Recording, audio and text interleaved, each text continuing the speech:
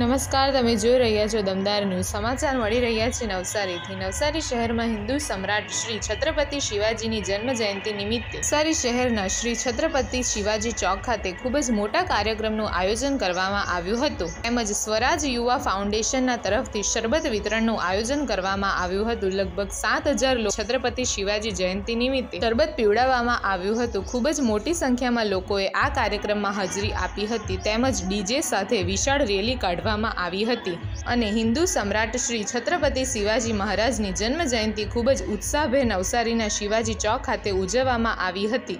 દમદાર ન્યૂઝના સંવાદદાતા પવન બાવસ્કર દ્વારા અહેવાલ.